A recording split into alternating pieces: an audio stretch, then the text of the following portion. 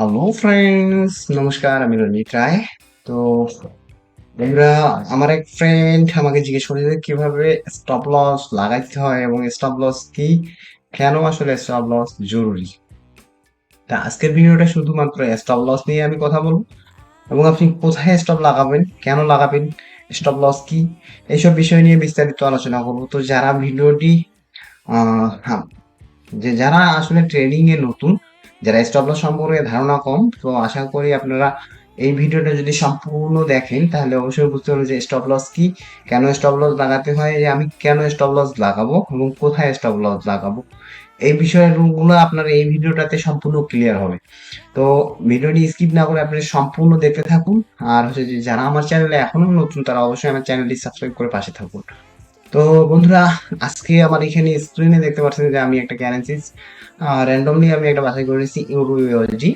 তো এই euro USD তে দেখেন যে আপনারা, আমি এখানে জাস্ট কয়েকটা লাইন এখানে আর্ট করে রাখছি। তো এখানে একটা সাপোর্ট জোন আমি আর্ট করছি এবং উপরে কিন্তু একটা রেজিস্ট্যান্স জোন। তো মার্কেট কিন্তু এই মুহূর্তে দেখেন যে রেজিস্ট্যান্স জোনে কিন্তু রেজিস্ট করছে, অর্থাৎ মার্কেট এই জায়গায় একবার টাচ করছে, এই জায়গায় একবার টাচ করছে, এই জায়গায় একটু টাচ করে উপরে যায় আমার নিচের দিকে আসছে, তার মানে এটা ফল ব্রেকআউট।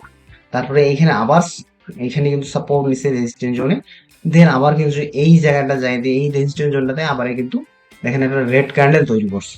তো আমরা কিন্তু এই রেড ক্যান্ডেলে এখন কি করতে পারি, আজকে কিন্তু মার্কেটের লাস্ট ডেট, অর্থাৎ আজকে হচ্ছে যে আপনার ফ্রাইডে।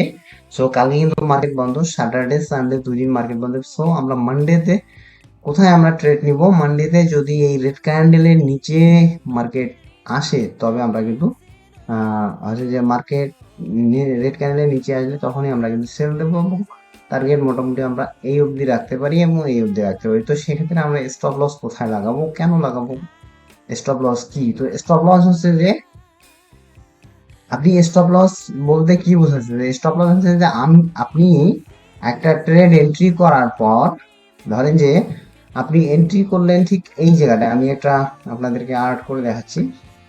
আপনি এন্ট্রি করলেন সাপোজ এই জায়গায়, এন্ট্রি করার পর আপনি ভাবতেছেন যে আমি এখান থেকে ধরেন যে আমি $5, সাপোজ ধরেন যে আমি $5 লস করব।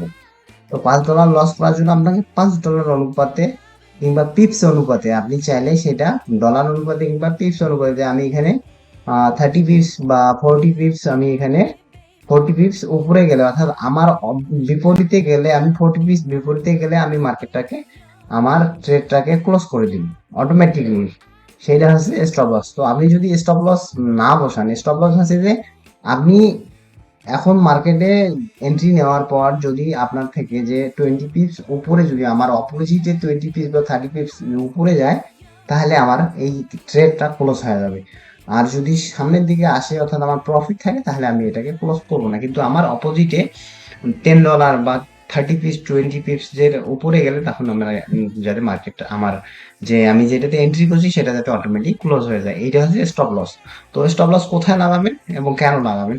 স্টপ লাগার হচ্ছে কারণটা হচ্ছে যে, স্টপ লস লাগালে হচ্ছে যে আপনি যেই টার্গেট করছেন যে এখান থেকে আমার মার্কেটটা ডাউনে আসবে, এটা আপনি ভাবতেছেন, বাট মার্কেটের কোনো কারণে বা কোনো নিউজের কারণে আপনি যেটা অ্যানালাইসিস করছেন, হয়তো বা আপনার অ্যানালাইসিস কোনো ভুল ছিল, যার কারণে মার্কেট কিন্তু আপনার বিপরীতে গেছে। তখন কিন্তু বিপরীতে যাওয়ার কারণে আপনার কিন্তু লসের দিকে যাচ্ছে। তো আপনি কতটা লস করবেন। তো আপনি যদি এখান থেকে যে আমি 30 পিপস লস করবো, তারপর কিন্তু আমি ট্রেডটাকে এক্সিট করে যাব। তো সেই এক্সিট কোথায় করবেন সেই অনুপাতে কিন্তু আপনার এই স্টপ লসটা লাগাই দিতে পারেন। তো এইখানে দেখেন যে আমি যদি একটা ট্রেড এন্ট্রি করি, এই জায়গাটায় আমি যদি একটা ট্রেড এন্ট্রি নেই, এন্ট্রি নেওয়ার পর আমি কিন্তু যদি, যে এই যে আমার লাইনটা দেখতে পাচ্ছেন, লাইনটার একটু উপরে, অর্থাৎ 1.09, তো আপনারা 1 পয়েন্ট এখানে দেখেন আমি একটু উপরে, যে এই যে রেজিস্ট্যান্স জোন তার একটু উপরে আমি স্টপ লস লাগাবো, অর্থাৎ 1.0948 আমি স্টপ লস লাগাবো। তো স্টপ লস লাগার জন্য কোনো একটা ট্রেড আপনি যদি এন্ট্রি করেন, এন্ট্রি করার পর তারপরে আপনি এখানে স্টপ লস বসাই দিতে পারবেন। এই জায়গাটায় আপনি চাইলে কিন্তু স্টপ লস বসাই দিতে পারেন। তো আমি আসলে দেখেন যে এই জায়গায় আমি কি করবো, সেল দিব। আমি সেল দিলাম। ওকে, আমি পেপার ট্রেডিং এ যদি কানেক্ট করি, তো আমার দেখেন যে এখানে কিন্তু একটা সেল পজিশন এন্ট্রি হয়ে গেছে, সেল পজিশন আমার একটা এন্ট্রি হয়ে গেছে। দেন আমি স্টপ লস লাগাবো এখানে। কিভাবে স্টপ লস দেখেন, স্টপ লস, ওকে, স্টপ লস এই জায়গাটায় আমি এই জায়গাটায় স্টপ লস লাগাবো। স্টপ লস লাগার জন্য আপনাদের কি করতে হবে, এখানে আসার পরে এই যে ইডিট বাটনে দিলে এখানে যদি আপনার টেক প্রফিট স্টপ লস, তো স্টপ লস আপনি কোথায় লাগাবেন সেটা আগে দেখে নেবেন।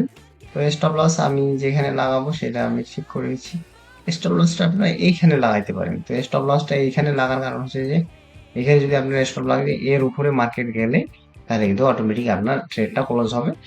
তো এইভাবে আপনারা কিন্তু এই যে টেক প্রফিট স্টপ লস এগুলা কিন্তু আপনারা যে কোনো আছে যে লাগাইতে পারেন। এক্সনেসে যদি যান, এক্সনেসে ওই সেম সিস্টেম, আপনি ট্রেড এন্ট্রি করার পর এখানে ক্লিক করলে ঠিক আছে, প্রোটেক্ট পজিশন, প্রোটেক্ট পজিশনে আসলে এখানে দেখেন যে স্টপ লস কততে লাগাবেন এবং পিস অনুপাতে লাগাইতে পারেন এবং ডলার অনুপাতে লাগাইতে পারেন, সেটা আপনার ইচ্ছার উপর ডিপেন্ড করবে।